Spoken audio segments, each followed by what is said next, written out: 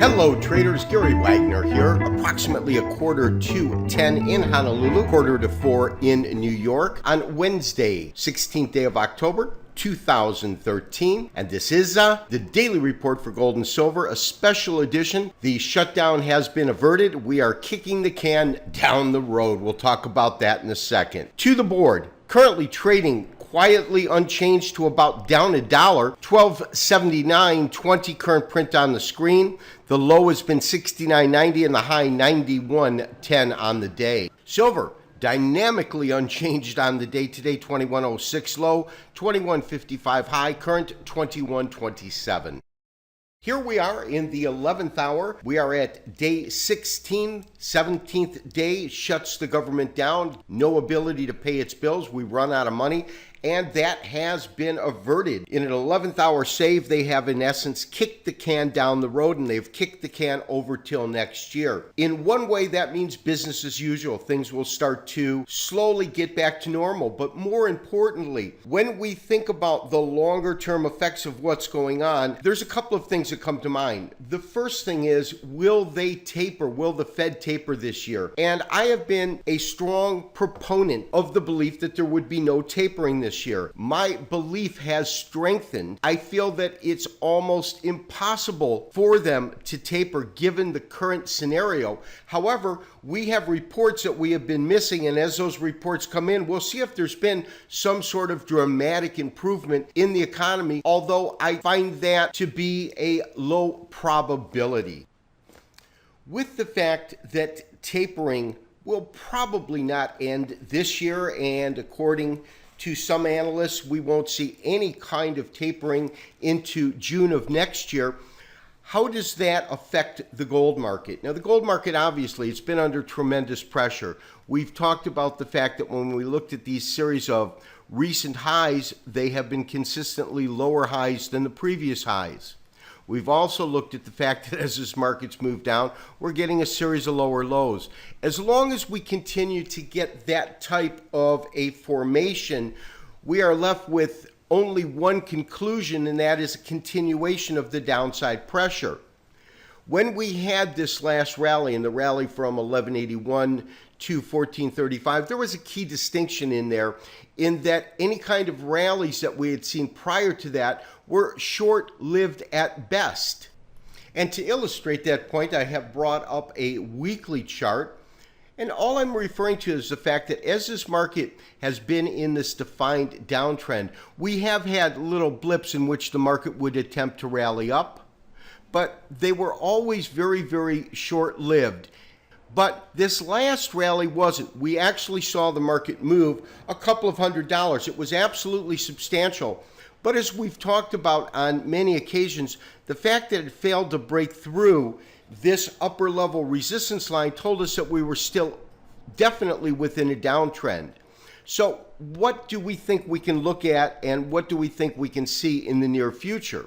Well, my sense right now is that as long as we remain under this particular former support, current resistance trend line, my prognosis has got to be a continuation of bullish sentiment.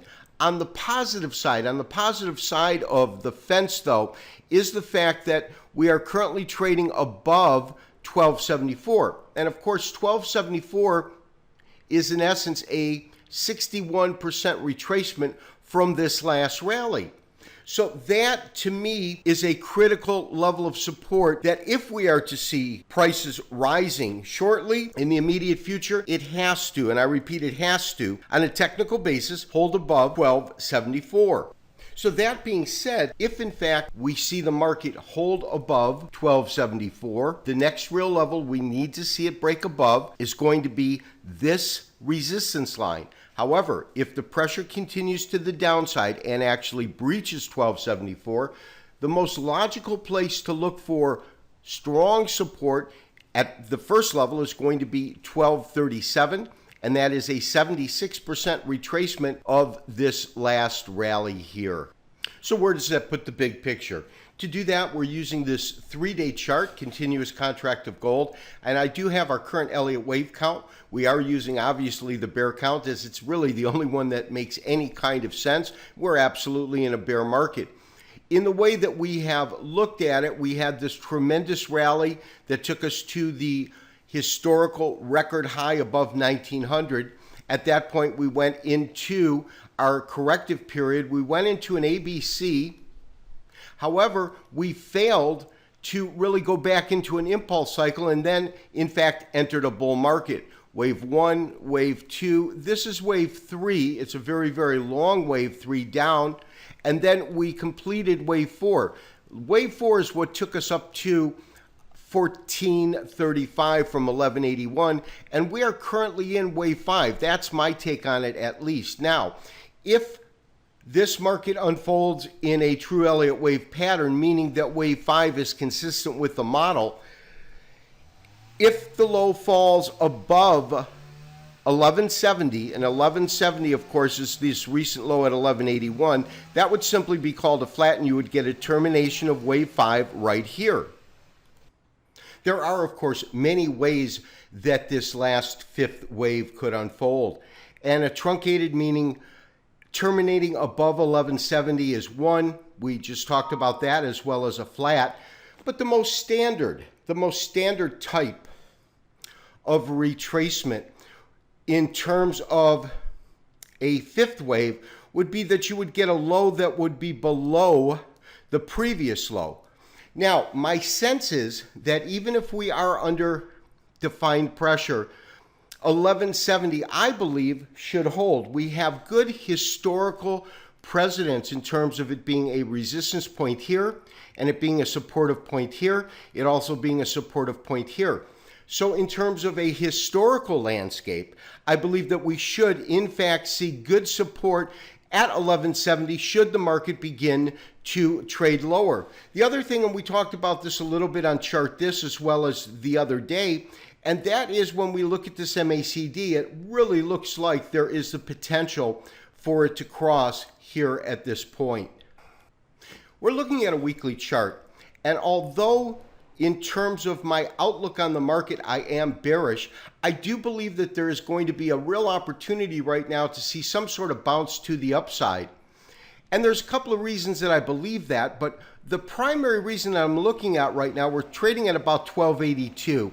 1275 to 1278, that's a 61% retracement, and we are trading above that. So it wouldn't surprise me to see this market, as you can see, this is that major rally. We've come down, and I would expect a nice little move up, which would be the inner component, the subcount that we find within our fifth wave itself. And that might look something like this. Let's assume that we, in fact, do get a bounce in this marketplace right in here. My sense is that we'll probably see this bounce, and I've simply put in a fib retracement for this particular corrective or sell-off period right in here. If we just see the market move back 50% of that, that takes you to 1340, and 75% takes you up to 789. My sense is that we have a real opportunity to see the market move back up. If it moves over 1300, I believe that it's probably going to run into some real resistance right at around 1330 to 1335. That's been a key mark within the marketplace itself. So what I'm saying and what my personal sense is right now, that we're going to finally get back to business as usual. We've seen our tremendous rally, wave 4. We're probably in the first parts of wave 5. I expect to see a little clip maybe to 1330, then a continuation of the marketplace trading lower. That is based upon the fundamental data that's in the market now. However, long-term effects of tapering haven't really even begun to set in. Market is currently recovering. It's trading up a couple dollars on the day. And as I said, I would not be surprised to see some sort of a bullish response, more a sigh of relief than anything else, that the crisis has been avoided in Washington. Silver. Silver's been interesting. It's been under pressure. It has had a more consistent trend, whether that trend be up or down, than gold. We've seen it react a little bit differently. And in the same way that I am looking at gold, this represents the rally from 1181 to 1435. This represents, of course, the correction. And as I said, I would expect a little bounce up and then a continuation of the downtrend. This has been Gary Wagner, wishing you as always good trading.